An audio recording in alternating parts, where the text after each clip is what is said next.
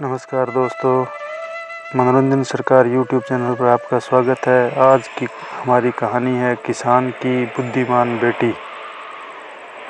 एक समय की बात है, एक बहुत गरीब किसान था। वह अपनी बेटी के साथ एक छोटी सी झोंपड़ी में रहता था। उसके पास खेती करने के लिए इतनी कम ज़मीन थी कि उसकी फसल को बेचकर उसे बिल्कुल थोड़े से रुपए मिलते थे। उन रुपयों से वे लोग ठीक से खाना भी नहीं खा पाते थे। वह राजा के पास अपनी समस्या लेकर के गया। राजा बहुत दयालु था। राजा ने किसान को अपनी ज़मीन में से कुछ ज़मीन दे दी खेती करने के लिए। राजा ने कहा, यह ज़मीन तो हमारी ही रहेगी, लेकिन उस पर उगने वाली फसल तुम्हारी होगी। किसान ने राजा को बहुत बहुत धन्यवाद दिया। काफ़ी समय व्यतीत हो गया। एक दिन किसान खेत की जुताई कर रहा था, तभी उसका हल किसी कठोर चीज़ से टकराया। उसने वहां खोद कर देखा तो उसे एक सोने की औंकली मिली। किसान ईमानदार था। उसने अपनी बेटी से कहा, हमें यह औंकली राजा के खेत से मिली है। जिसकी ज़मीन है उसी की औंकली भी है, इसलिए हमको इसे राजा को लौटा देना चाहिए। किसान की बेटी बोली, नहीं पिताजी, आप ऐसा मत कीजिए। आपको सिर्फ औंकली ही तो मिली है। यदि राजा ने आपसे इसकी मूसल भी मांगी तो आप क्या करेंगे? इसलिए आप इस औंकली को अपने पास ही रखिए। लेकिन किसान को यह बात ठीक नहीं लगी। वह बोला, जो चीज़ हमें मिली ही नहीं वह मांगने का राजा को कोई अधिकार नहीं है।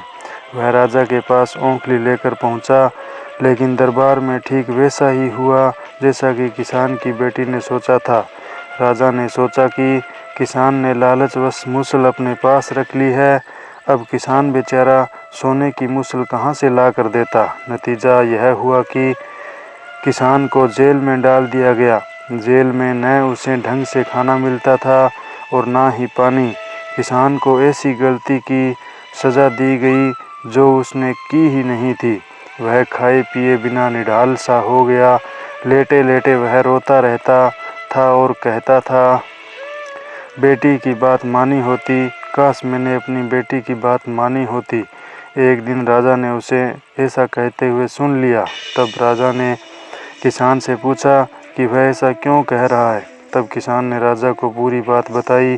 राजा को अपनी गलती का एहसास भी हुआ।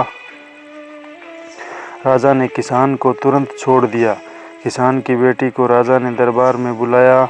उससे बातें करने के बाद पता चला कि वह कितनी बुद्धिमान है। राजा ने किसान की बेटी को राज्य के खजाने का मंत्री बना दिया।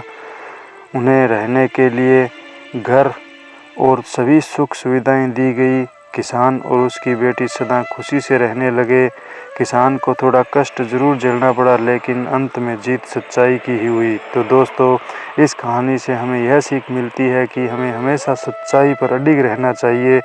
चाहे कितनी भी कठिनाई क्यों ना आए, अंत में जीत सत्य की ही होती है।